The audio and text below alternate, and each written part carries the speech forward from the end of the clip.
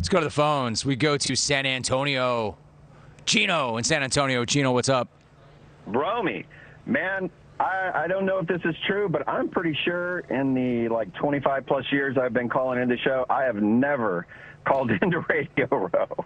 So this is kind of weird.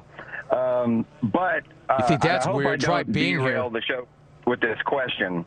But last week when you were interviewing Josh McDaniels, something he said really struck me. And it's pertinent to what's going on with Brian Flores' claims about racism in the NFL.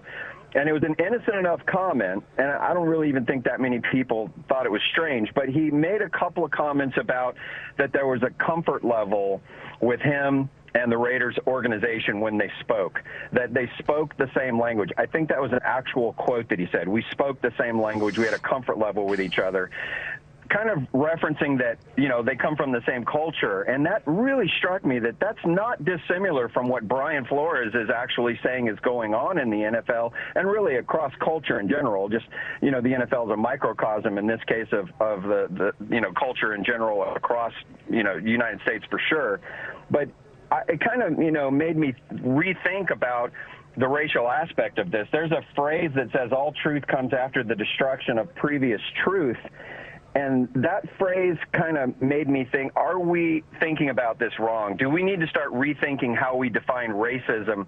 Not because I think for me anyway, I can't speak for everybody, but when I think of someone that's a racist or is making racially motivated decisions, I really think of hatred. I think of an ugly thought process in that person's mind.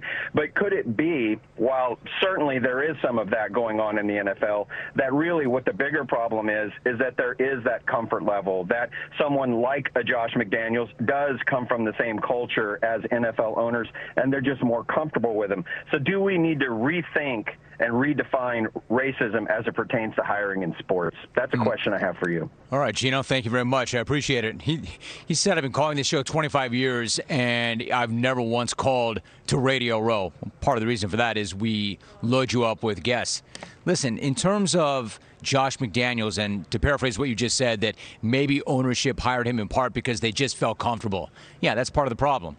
If you're an owner and you're only going to hire those who look like you or act like you or you're comfortable with, you're not looking at the entire base of potential candidates. There are some really good candidates that are not getting a look or not a serious look. Like Brian Flores would allege, it's a sham.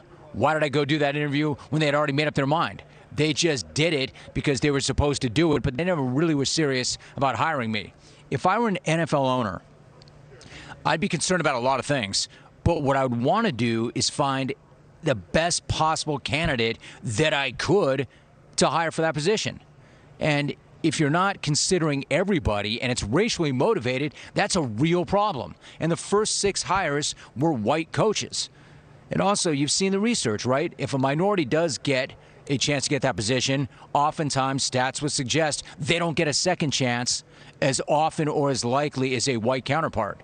But then there's this other thing, right? Take Jacksonville. Jacksonville's got an owner in Shad Khan. They hired Herb Meyer. Pervin liar. Literally the worst NFL coach ever. Not even an opinion, but a fact. Straight up.